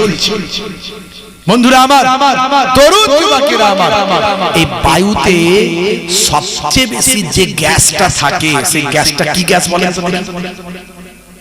এই বিজ্ঞানের ছেলে কারা আছে বলেন তো সায়েন্সের ছেলে সবচেয়ে বেশি বাচ্চা ছেলেরাও পারে আমরা ছোটবেলায় পড়েছি এখনো মনে আছে বলো না বায়ুতে সবচেয়ে বেশি কি গ্যাস থাকে কোন গ্যাস থাকে বলেন nitrogen very good nitrogen gas সবচেয়ে বেশি থাকে তার সঙ্গে সব মিক্সড হয়ে আছে হাইড্রোজেন আছে কার্বন ডাই অক্সাইড আছে আপনার হিলিয়াম আছে আপনার কি বলে অক্সিজেন আছে সব আছে এই সব গ্যাসের ভিতর থেকে সবচেয়ে বেশি থাকে নাইট্রোজেন অথচ আমরা নাইট্রোজেনটা না নিয়ে আমাদের এমন আল্লাহ ফিল্টার বানিয়েছে যে আমরা সেখান থেকে বাছাই করে অক্সিজেনটা ঢোকাচ্ছি এ কুদরত কে দিয়েছে জোরে বলেন এ কি তৈরি করতে পারবে আপনাদের জিহবা আছে জিহবা এই জিহবাকে তিনটে ভাগে ভাগ করা হয়েছে যেখানে টকের টেস্ট পান সেখানে মিষ্টির টেস্ট পাবেন না যেখানে মিষ্টির টেস্ট পান সেখানে ঝালের টেস্ট পাবেন না এই অগ্রভাগের টেস্ট আলাদা মিডল পজিশনের টেস্ট আলাদা আর ভিতরের দিকের জীবের পজিশনের টেস্ট আলাদা আমরা কিন্তু জানি না সায়েন্স আমাদেরকে জানিয়ে দিয়েছে যে এই ব্যাপার শুধু আমরা কল্পনা করতে পারি আল্লাহর কি করুণা আল্লাহর কি দয়া এই জীবকেও তিন ভাগে ভাগ করা হয়েছে বিভিন্ন জায়গায় বিভিন্ন রকম টেস্ট যে টেস্টটা আমার অগ্রভাগ নিতে পারে সেটা মধ্যম ভাগে নিতে পারে না ভাবুন তো একবার বন্ধুরা আমার তরুণ যুবকেরা আমার হে তরুণ যুবকেরা এরকম ভাবে যদি কথা বলি অনেক কথা আমরা বলতে পারি হে মানুষ আমি আল্লাহ তোমাকে এত নিয়ামত দান করেছি বাল তুসিরুনাল হায়াতাদ দুনিয়া ওয়াল আখিরাতু খায়রুন ওয়া আবকা এই দুনিয়া হলো তোমাদের জন্য ক্ষণস্থায়ী আর পরকালটা হলো তোমাদের জন্য চিরস্থায়ী ওরে বান্দা শুনে রেখে দাও জেনে রেখে দাও এত নিয়ামত আমি তোমাকে দিলাম বান্দা তুমি কিসের অহংকার করো আজ তোমার টাকা হয়েছে আজ তোমার গাড়ি হয়েছে আজ তোমার বাড়ি হয়েছে আজ তোমার জমি হয়েছে আজ তুমি সম্পদের মালিক হয়েছো তোমার শরীর স্বাস্থ্য বেড়েছে শক্তি পেয়েছো লোকবল জনবল অর্থবল তোমার হয়েছে কিন্তু মানুষ অহংকার কেন করছো অহংকার করো না তোমার সারা শরীর থেকে যেখান কাছ থেকে শুধু গন্ধ দুর্গন্ধ ছাড়া সৌগন্ধ পাওয়া যায় না তোমার সারা শরীরটাই দুর্গন্ধ তোমার কিসের খালি তো শুধু ওই পারফিউম মারো দুর্গন্ধকে সুগন্ধ করার জন্য শুধু পারফিউম মারছো ভালো করে ভেবে দেখো তো তোমার পায়খানা যেটা বের হয় সেটা নিশ্চয়ই সুগন্ধ নয় সেটা দুর্গন্ধ পেচ্ছাপ যেটা বের হচ্ছে সেটাও নিশ্চয়ই সুগন্ধ নয় সেটাও দুর্গন্ধ তারপরে তোমার এই যে নাকের ছিদ্র আছে এখান থেকে মালকড়ি মাঝে মাঝে বেরোয়, মালকড়ি মাঝে মাঝে বেরোয়, সর্দি টর্দি হলে বেরোয় না, তো ওটা কি সুগন্ধ নাকি? ওটাও দুর্গন্ধ। এই দুদিকে দুটো কেতনের ফুটো আছে, ওটা থেকে কি ভালো কিছু বেরোয় নাকি? যখন কিছু বেরোয় ঠান্ডা ফান্ডা লেগে গিয়ে পুষ্টু যেটা ওটা বা আরো কিছু, তো ওটাও কিন্তু দুর্গন্ধ, সুগন্ধ কিছু না।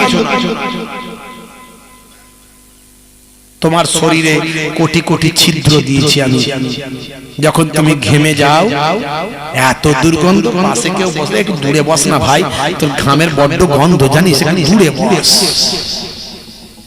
হে মানুষ, কিসের অহংকার, কিসের বড়াই, কিসের টাকা দেখাচ্ছ, কিসের ক্ষমতা দেখাচ্ছ, কিসের শক্তি দেখাচ্ছ? সারা শরীর শুধু গন্ধ আর গন্ধ। হে তরুণ যুবকেরা, আল্লাহ বললেন বান্দারে আমি তোমাকে সব কিছু দিয়েছি, এত কিছু নিয়ামতের হকদার করেছি বান্দা। তোমাকে আমি পথ হারা ছিলে তোমাকে পথ দেখিয়েছি, তোমাকে আমি মেধা দিয়েছি, বুদ্ধি দিয়েছি, জ্ঞান দিয়েছি, পৃথিবীর শ্রেষ্ঠ জীবে পরিণত করেছি। লাকাদ কাররামনা বানি আদম, আদমের আওলাদকে আমি আল্লাহ উচ্চ মর্যাদা, উচ্চ সম্মান দান করেছি। শুধু তাই নয়, লাকাদ খালাকনাল ইনসানা ফি আহসানি তাকবীর, আমি মানুষকে সর্বাপেক্ষা সুন্দর করে সৃষ্টি করেছি, এত কিছু দিয়েছি, তারপরও আমি আল্লাহ। হে মানুষ, কিসের তুমি অহংকার করো? এত কিছু দেওয়ার পরেও, এত নিয়ামত পাওয়ার পরেও কেমন করে আমি আল্লাহকে ভুলে থাকো? কেমন করে নাশুকরি করো? কেমন করে আমার অবজ্ঞা করো? কেমন করে তুমি অন্যায় অপরাধের ভিতরে লিপ্ত থাকো? কেমন করে ধরাকে সরা মনে করো? হে মানুষ, কিসের তোমার অহংকার? এক মচ্ছর आदमी को हिजड़ा बना देता है, एक मच्छर आदमी को हिजड़ा बना देता है। ये আমাদের ভারতবর্ষের একজন সিনেমা আর্টিস্ট, বিখ্যাত ফিল্ম স্টার, নাম হলো মিস্টার নানা পাটেকার। এই তার এই ডায়লগটা শুধু ভারতবর্ষ নয়, পৃথিবীর বেশ কটা দেশের মানুষের কাছে ফেমাস, যারা বিশেষ করে হিন্দি উর্দু বোঝে, তারা এই কথাটাকে খুব গ্র্যান্ড করেছে। কেন জানেন? তার কারণ হচ্ছে কথাটা শুনতে একটা অন্যরকম মনে হলো, এই কথাটার অন্তর্নিহিত একটা অর্থ আছে। মানে কি, এক মচ্ছর आदमी को हिजड़ा बना देता है, একটা মশা একটা মানুষকে হিজড়া বানিয়ে দেয়। তুমি যত বড়ই কোটিপতি হও, বিরাট শক্তিশালী, ক্ষমতাশালী, হিম্মতওয়ালা, ধনওয়ালা, বলওয়ালা, যদি মশা তোমার সামনে বব করে, তখনই তুমি কি করো? খাটাস খাটাস। রাস্তায় মাঝে মাঝে দেখবেন পয়সা চাওয়ার আগে খাটাস খাটাস করে হাততালি কারা মারে? আমরা সম্মান দিয়ে একটু অন্য ভাষায় বলি থার্ড জেন্ডার, তাই তো, থার্ড জেন্ডার। আর গোদা বাংলায় লোকে বলে হিজড়া। যাই হোক, তো মিস্টার নানা পাটেকার এই যে কথাটা বলেছেন, একটা অন্তর্নিহিত অর্থ হলো, হে মানুষ, তোমার কিসের অহংকার, কিসের তাকাব্বরি, কিসের ক্ষমতা, কিসের লোকবল জনবল, কিসের বড়াই করো? তুমি যত বড়ই যাই হও, একটা মশা তোমাকে হিজড়া বানিয়ে দেয়। এই জন্য মানুষের কাছে কথাটা ফেমাস।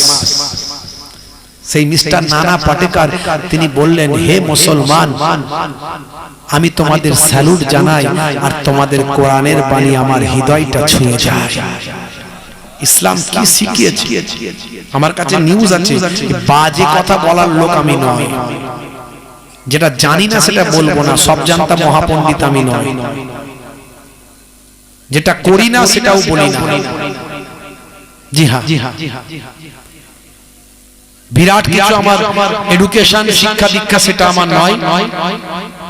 আপনারা জানেন, আমি নিজেও বলি এখনো যে আমি এখনো ছাত্র, এখনো স্টুডেন্ট। তার কারণ 1450 বছর আগে আল্লাহর নবী বলেছেন, উতলুবুল ইলমা মিনাল মাহদি ইলাল লাহাদ, তুমি মায়ের কোল থেকে মৃত্যুর কোল পর্যন্ত শিখতে থাকো, শেখার কোনো শেষ নাই। যাকে সারা জীবন শিখতে হয়, সে আবার কিসের টিচার? সে তো স্টুডেন্ট। আমি বলি আমি স্টুডেন্ট, তারপরও আপনারা জানেন যে আমি একটা হাই স্কুলের টিচার, তাই 17 বছর হয়ে গেল। যেটুকু আমার পড়াশোনা আল্লাহ দিয়েছেন, title MA, master degree, BEd, এগুলো একটা টুকটাক করেছি, কিন্তু তারপর আমার মনে হয় আমি কিছুই জানি না, আমি কিছুই জানি না মনে হয়। ভাইরা আমার, মিস্টার নানা পাটেকর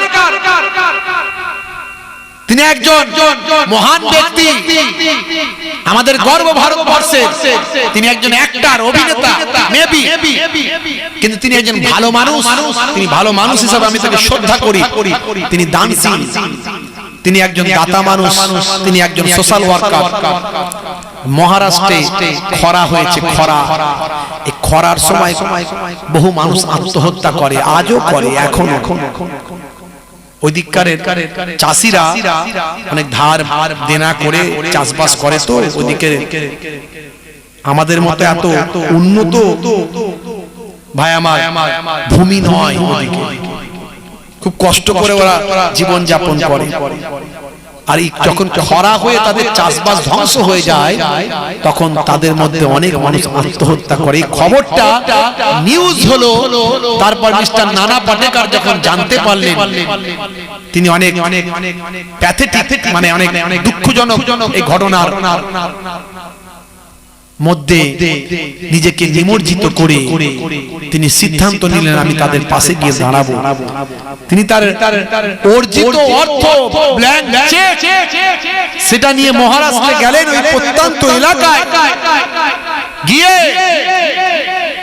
তিনি বললেন, এখানে আমি শুনেছি অনেক মানুষ আত্মহত্যা করেছে, তাদের পরিবারকে আমি কিছু সাহায্য করতে চাই, তোমরা একটু লাইন দিয়ে দাঁড়াও।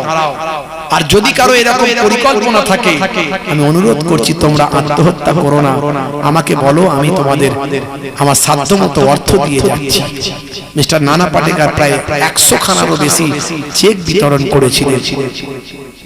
তিনি যত মানুষকে চেক দিয়েছিলেন, তার মধ্যে যারা আত্মহত্যা করেছে কোন মুসলমানের নাম তিনি পেলেন না। তিনি জিজ্ঞাসা করলেন, আচ্ছা কোন মুসলিমদের বাসটা সেখানে নাই নাকি?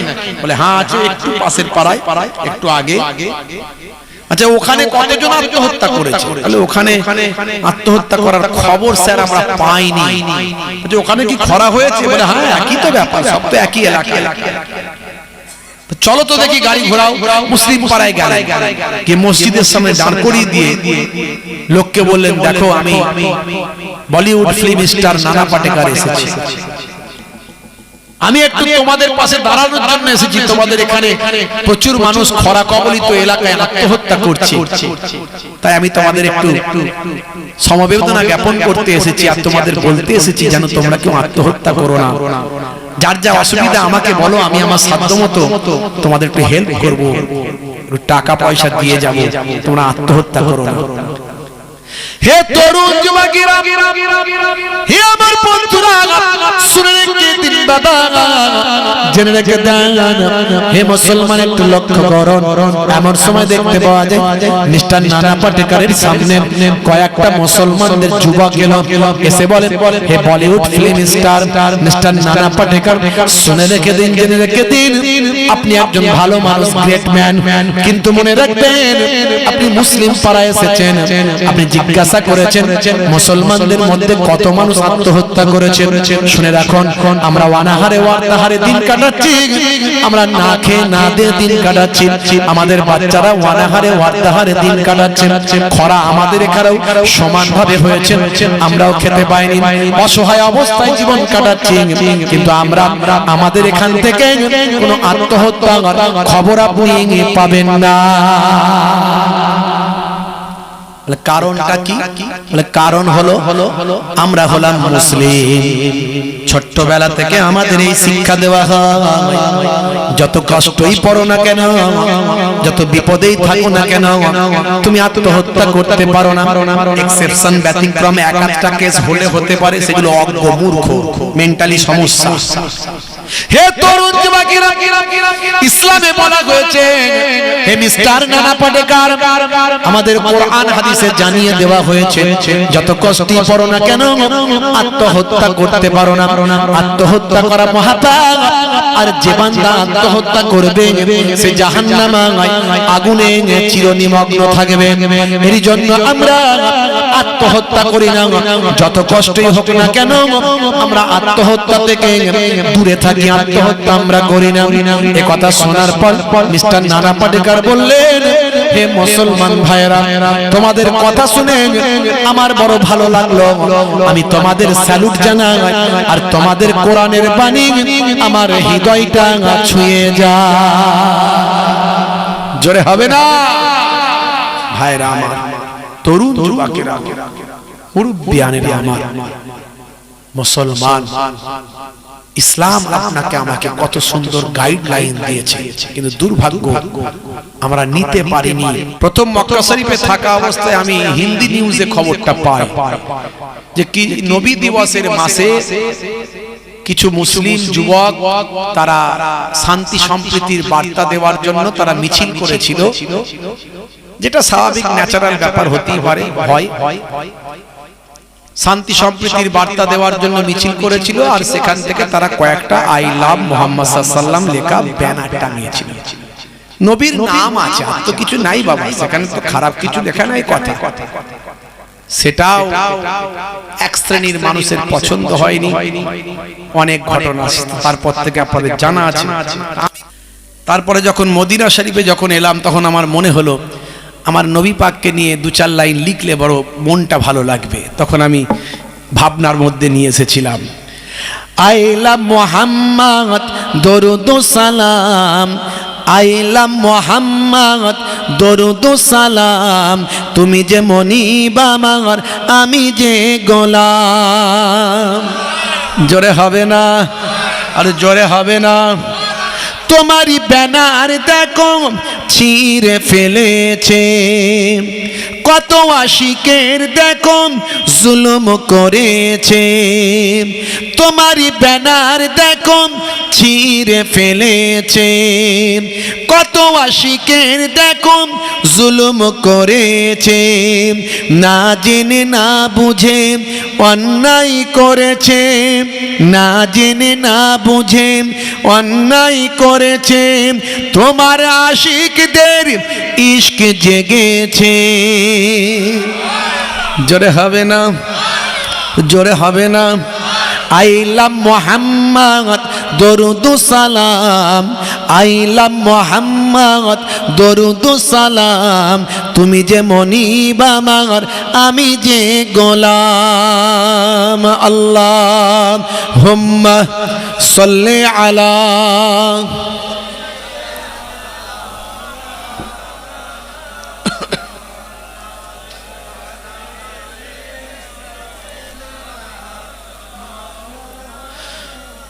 ও গো নবী দয়াময় ক্ষমা করো, ওরা তোমায় চেনে না, রহম করো। ও গো নবী দয়াময় ক্ষমা করো, ওরা তোমায় চেনে না, রহম করো। তুমি কত দয়াবান, তুমি কত মেহেরবান, তুমি কত দয়াবান, তুমি কত মেহেরবান। মাইকেল জ্যাকসনও চিনেছিল। আইলাম মুহাম্মদ দরুদ সালাম, আইলাম মুহাম্মদ দরুদ সালাম, তুমি যে মনিব আমার, আমি যে গোলাম। আল্লাহুম্মা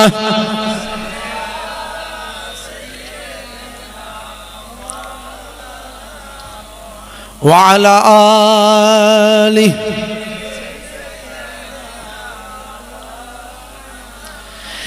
এক ছিল নারী কাটা দিত, তোমার কষ্ট হতো। আমার নবী পাক যে রাস্তা দিয়ে হেঁটে যেতেন, একজন হিংসুক মহিলা যে আমার নবীকে চেনে না, জানে না, আমার নবীর সম্পর্কে তার ধারণাটা ভুল, মিথ্যা ধারণা পোষণ করে আমার নবীর যাতায়াতের পথে কাঁটা বিছিয়ে দিত। এই ঘটনা আপনারা জানেন। আমি আমার কলমে এটা তুলে ধরেছি। এক ছিল নারী কাটা দিত, ও গো নবী তোমার কষ্ট হতো।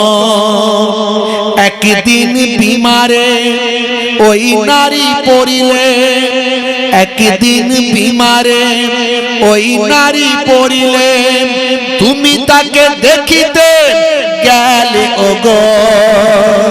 হাই হাই নবী মুগ্ধ সবাই, হাই হাই নবী মুগ্ধ সবাই, ওই নারী ইমানের সাদটা জেনে পায়। জোরে হবে না?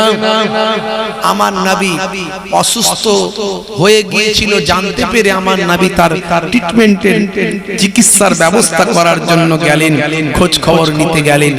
ওই মহিলা অবাক, আমি যাকে কষ্ট দিতে চাই আর সে আমাকে সেবা করতে চায়, তোমার মতো মানুষ হয়নি আর হবে না গো। বাবা তোমার নাম কি? আমার নাম মোহাম্মদ। যাকে তুমি কাঁটা দিয়ে আঘাত করতে চাও আমি তো সেই মোহাম্মদ। বাবা তোমাকে লোকে বলে কত কটু কথা তোমার বিরুদ্ধে বলে, কিন্তু আমি তো দেখলাম উল্টো, তোমার মতো মানুষ হয়নি আর হবে না। আজ আমি তোমারই শিষ্যা হতে চাই। জোরে বলুন সুবহানাল্লাহ। জোরে হবে না? আইলা মুহাম্মদ দরুদ সালাম, আইলা মুহাম্মদ দরুদ সালাম, তুমি যে মনিব আমার আমি যে গোলাম। আল্লাহুম্মা সাল্লি আলা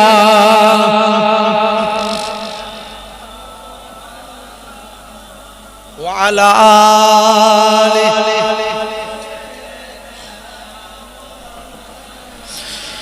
ও গো নবী আমারে কবুল করো, স্বপ্নেতে কখনো দেখা দিও।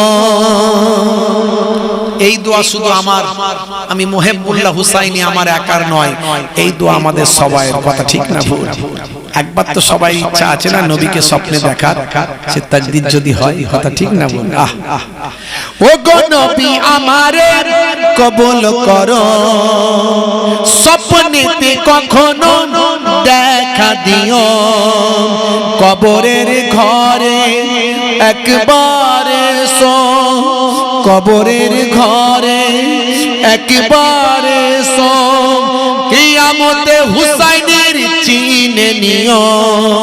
আইলা মুহাম্মদ দরুদ সালাম, আইলা মুহাম্মদ দরুদ সালাম, তুমি যে মনিব আমার আমি যে গোলাম, তুমি যে মনিব আমার আমি যে গোলাম। আল্লাহুম্মা সাল্লি আলা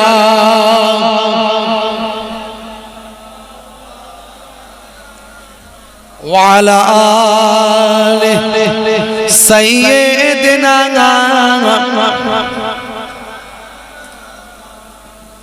হে তরুণ যুবকেরা, হে আমার বন্ধুরা, শুনে রেখে দিন বাবা, জেনে রেখে দেন, এই সব থেকে বাঁচতে পারেন, আমাকে আপনাকে বাঁচাতে পারেন একজন। তিনি কে? তিনি হলেন আপনার আমার মহান আল্লাহ। কারণ আমার আল্লাহ সব কিছুকে নিয়ন্ত্রণ করে। মানুষের ব্রেন, মানুষের চিন্তা ভাবনা, মানুষের অ্যাটিটিউড সবকিছু নিয়ন্ত্রণ করছেন কে? যারা বলেন কে? আল্লাহ। হে তরুণ যুবকেরা, আপনাকে আমাকে ঈমানি শক্তি বাড়াতে হবে, ঈমানি শক্তি বাড়াতে হবে। হে তরুণ যুবকেরা, হে আমার মুরব্বিয়ানেরা, শুনে রেখে দিন বাবা, জেনে রেখে দেন। আমি একটা হিকায়াত, একটা ওয়াকিয়া আপনাকে ছোট বলি, বেশি লম্বা চওড়া করব না, সময় কিন্তু কম। একটা ওয়াকিয়া ছোট্ট করে বলে দিন কেমন ঈমানি শক্তি বাবা আখিরি জামানায় এমন একটা সময় এসে উপস্থিত হয়েছে, আমরা আমাদের ঈমানকে রাখা বড্ড দায় হয়ে যাবে, ঈমানকে রক্ষা করা বড় কষ্টকর হয়ে যাবে। আপনি মুসলমান, আপনি বুক ফুলিয়ে বলতে পারবেন না আমি মুসলমান, আপনি নামাজি, আপনি বুক ফুলিয়ে নামাজটা পড়তে পারবেন না, আপনি দাড়িওয়ালা, আপনি দাড়িটা ভাই আমার বুক ফুলিয়ে রাস্তা দিয়ে দাড়িটা রেখে আপনি যেতে পারবেন না, আপনার দাড়ির উপর আঘাত আসবে, আপনার টুপির উপর আঘাত আসবে, আপনার জুব্বার উপর আঘাত আসবে, আপনার নামাজের উপর আঘাত আসবে। এই সময় মুসলমান নিজের ঈমানকে কেমন করে রক্ষা করবেন? হে তরুণ যুবকের, আখিরি জামানায় মনে রাখবেন বাবা, হাতের তালুতে আগুনের কুণ্ড রাখা সহজ হবে, হাতের তালুতে আগুনের কুণ্ড রাখা সহজ হবে, কিন্তু মুসলমানের ঈমান রাখা কঠিন হয়ে যাবে। ঈমান রাখা কঠিন হয়ে যাবে আখিরি জামানায়। বুঝতে পারছেন? হে তরুণ যুবকেরা, আল্লাহর নবী বলেন, হে দুনিয়ার মানুষ শুনে রেখে দাও, চারিদিকে যখন ফিতনা ফাসাদ শুরু হয়ে যাবে, চারিদিকে যখন অশান্তি চলবে, ঝুট ঝামেলা চলবে, অন্যায় অত্যাচার পাপাচার লুকাচারে মানুষ যখন লিপ্ত হয়ে থাকবে, সেই সময় চারিদিকে যখন বিপদ আপদ মুসিবত খুন খারাপি যখন চলবে, হে তরুণ যুবকেরা, মানুষ যখন ভীত সন্ত্রস্ত থাকবে, মানুষ যখন অন্যায় অত্যাচারে লিপ্ত হয়ে যাবে, হে তরুণ যুবকেরা, সেই সময় হে আমার উম্মত উম্মতিরা, তোমরা যদি আমি রাসূলের একটা সুন্নতকে ভালো করে আঁকড়ে ধরো, মান তামাসসাকা বিসুন্নতি ইনদা ফাসাদ উম্মতি ফালাহু আজরু মিয়াতা শাহীদ, এই একটা সুন্নতকে যদি ভালো করে আঁকড়ে ধরতে পারো, আল্লাহর নবী বলেন, হে দুনিয়ার মানুষ শোনো, ওই একটা সুন্নতকে ভালো করে আঁকড়ে ধরার কারণে আমি রাসূল বলে দি বাবা, আমার আল্লাহ তাআলা তোমার নামাজ আমলে 100টা শহীদের সওয়াব দেবে। জোরে হবে না?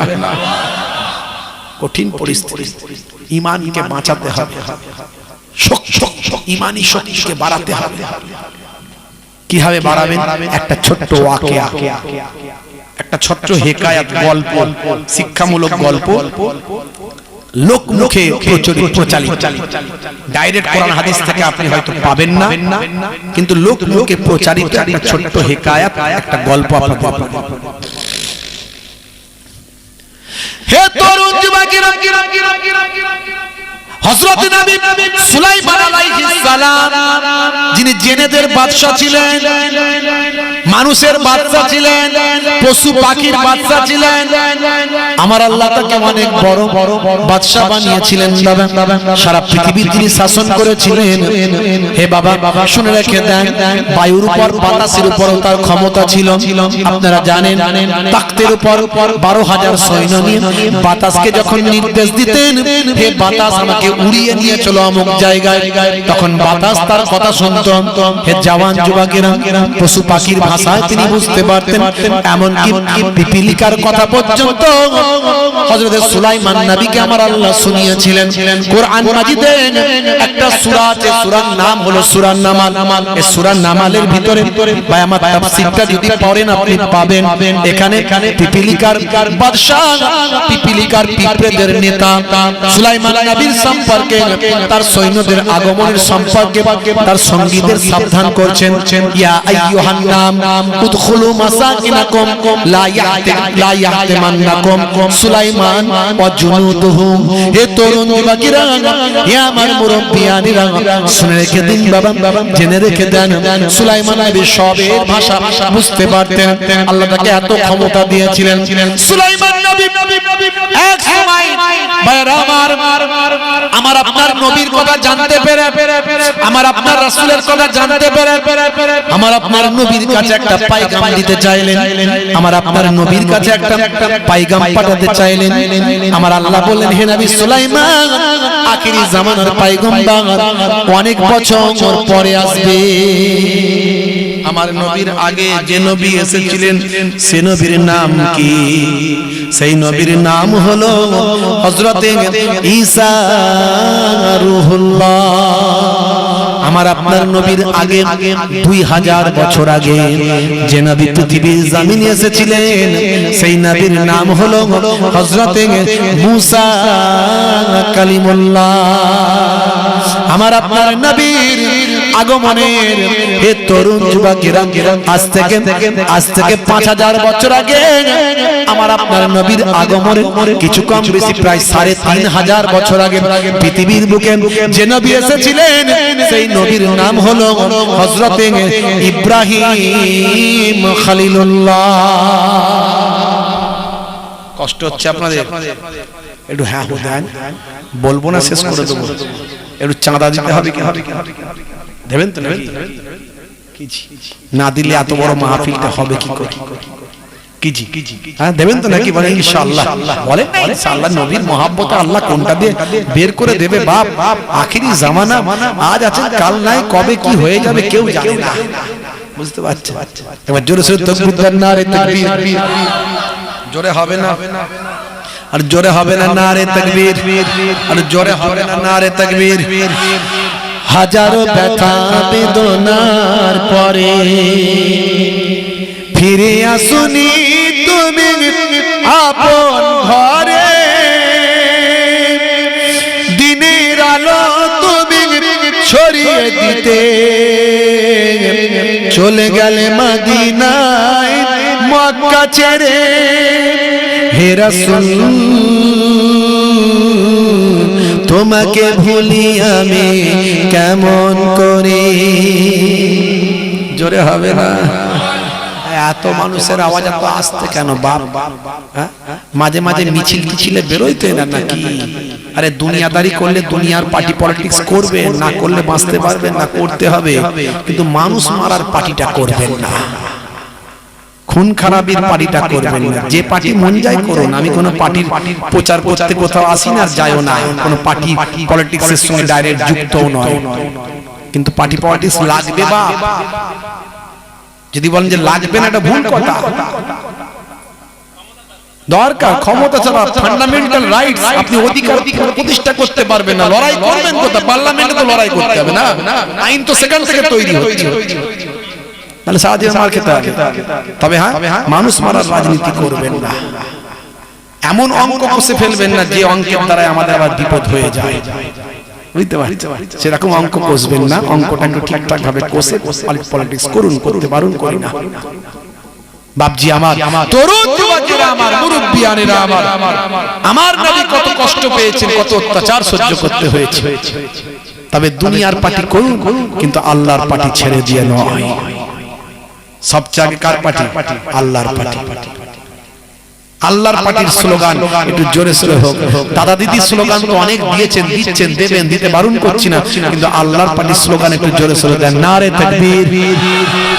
পেছন দিক থেকে জোরে হবে না নারে তাকবীর, আর জোরে হবে না নারে তাকবীর। কেসিয়াস কেবে বিশ্ব হেভিওয়েট চ্যাম্পিয়ন, তিনি কেন বিশ্ব নবীর শিষ্য হলেন? একটু পড়ে দেখবেন, পাবেন। Tyson, Gary Miller, Jennifer, Michael Jackson, ইলিমা দিমাদিয়াঙ্কো, Mister Dew Davis, Mister Bale, Mesut Wajid, Junaid Jamshed, Moeen Ali Khan, Hashim Amla, Sadia মানে, কত নাম বলবো, বিরাট লিস্ট।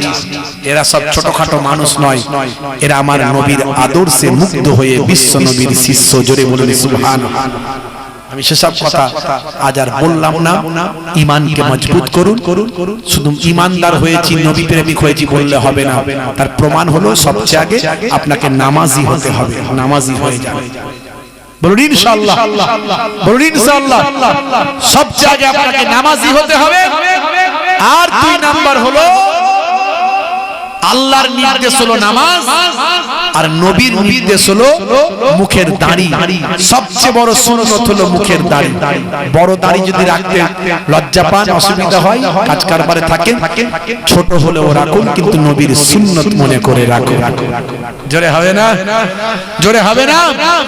বিরাট কোহলি দাড়ি রেখেছে, হরভজন সিং রেখেছে, লিওনেল মেসি রেখেছে, তা আপনার লজ্জা কিসে? কেউ যদি চাচা বলে আপনি ভাইপো বলবেন। সে আপনার ভাইপো যদি আপনার থেকে বয়সে বড়ও হয়, সে যখন আপনাকে চাচা বলে সম্বোধন করলো, তার মানে সে ভাইপো ডাকটা শোনার জন্যই তো করেছে। আমাকেও চাচা বলেছে, আমাকেও চাচা বলেছে। দেখছি মাথার চুল পুরো সাদা, দাড়ি নাই, গোপটা আছে সেটাও সাদা। আমি ভাবলাম কে কার চাচা রে বাবু, আমি তার চাচা না সে আমার চাচা। তো যাই হোক, আমাকে যখন চাচা বলেই দিয়েছে, তো এরকম বুড়ো ভাইপো পাওয়া এটাও তো সৌভাগ্যের ব্যাপার। তো সে আমাকে একবার চাচা বলেছে, আমি কয়েক মুহূর্তে কয়েক মিনিটের ভিতরে বিভিন্ন কথা বলতে গিয়ে 10-12 বার ভাইপো বলেছি। সে ভাইপো সেখানে টিকতে পারে? আসছি বলে দিয়ে উঠে চলে। আমি বসুন না ভাইপো, কথা আছে গো ভাইপো। আরে ভাইপো যাবেন না কোথা ভাইপো? ভাইপো কেমন আছেন বলুন, শরীর টরীর ভালো তো ভাইপো? ঘন ঘন ভাইপো মারছি, বুঝতে পারছেন কোন জ্বালায় পড়লাম, কাকে বোকা বানাতে গিয়ে নিজেই বোকা বেনে গেলাম, বুঝতে পারছেন ভাইরা আমার। অসুবিধা নাই, কে ভাইপো বললো কে চাচা বললো আপনার যায় আসে না। আজ বেঁচে আছেন কাল থাকবেন না, আজ বেঁচে আছে কাল থাকবেন না। তো মরে গেলে ফারিস্তা এসে যখন দেখবে আপনার চেহারাটা দেখতে পাবে।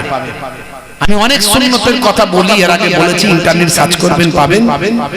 25-30 হাজার 40 হাজার বক্তব্য আমার আছে, একটা দুটো নয়। আমি অনেক বলে থাকি, ডান দিকে কাত হয়ে ঘুমানো সুন্নত, বসে পানি পান করা, বিসমিল্লাহ বলে খাওয়া, খেয়ে আলহামদুলিল্লাহ বলা, চেটে পুচে খাওয়া, পেটটাকে 3টে ভাগে ভাগ করা, কত সুন্নত। ছোটদের স্নেহ, বড়দের সম্মান, রাস্তা দিয়ে গেলে পেরেক কাজ ভাঙা সরিয়ে দেন, অমুসলিম ভাইদের সঙ্গে ভালো ব্যবহার করুন, মুসলমানের সঙ্গে ভালো ব্যবহার করুন, পিতামাতার শ্রদ্ধা করুন, স্ত্রীর সঙ্গে সম্মান করুন, ঘরটা মাঝে মাঝে ঝাড়ু দেন, স্ত্রীর সঙ্গে রান্নায় সহযোগিতা করে দেন, মাঝে মাঝে ছেঁড়া জামা সেলাই করে পড়ুন। কত সুন্নতের কথা বলেছি, কিন্তু কবরে গেলে কোন সুন্নত দেখতে পাওয়া যাবে না। অনলি ওয়ান, একটা সুন্নত এক্সেপ্ট, একটা ব্যতীত, সেটা হলো কি? একটা সুন্নত দেখা যাবে, সেটা হলো মুখের দাড়ি। মুনকার নাকির ফেরেশতা বলবে মান রব্বুকা, দেখতে পাবে নবীর সুন্নত বলে মুখে অল্প হলো ছোট হলো দাড়িটা রাখা। হতে পারে ওই দাড়িটা নবীর ভালোবাসাই তাই হয়ে যাবে, ওটা নাজাতের জারিয়া হয়ে যাবে ভাই। হতে পারে। বাবা মা হাত জোর করে বলবে, বয়স তো হলো, বয়স হোক আর নাই হোক, যুবক হোক, আজ বেঁচে আছেন কাল থাকবেন গ্যারান্টি নাই। ছোট হলেও দাড়িটা রাখুন। এখন নেতা মন্ত্রী, খেলোয়াড়, প্লেয়ার সবাই দাড়ি রাখছে, দাড়ি ফ্যাশন, কিন্তু আপনি নবীর সুন্নত মনে করে রাখুন। ছোট হলেও সুন্নত মনে করে রাখুন। একদিন ঈমানি শক্তি অনেক বেড়ে যাবে, মুহিবুল্লাহ হুসাইনি থেকেও বড় দাড়ি হয়ে যাবে ইনশাআল্লাহ। আল্লাহ কবুল করে নেন, বলুন আল্লাহুম্মা আমিন, বলুন আল্লাহুম্মা আমিন। দুটো কাজ করবেন তাহলে, একদিকে নামাজ আর একদিকে মুখের দাড়ি। কি হবে তো নাকি? আমরা নামাজি হব তো নাকি? হব ইনশাআল্লাহ হব। এই কারা কারা নামাজি হবেন একটু হাত তুলে দেখান তো দেখি। ক্যান্সার হতে পারে, ক্যান্সার হতে পারে, আবার বলছি হাত তুলুন, হাত তুলুন, হাত তুলুন। টিউমার হতে পারে, প্যারালাইসিস হতে পারে, হার্ট অ্যাটাক হতে পারে, অ্যাক্সিডেন্টে মৃত্যু হতে পারে। বাঁচানোর মালিক আল্লাহ, সে আল্লাহকে রাজি করার জন্য নামাজি হও, বলুন ইনশাআল্লাহ, বলুন আল্লাহুম্মা আমিন। নারে তাকবীর, মাশাআল্লাহ, মাশাআল্লাহ।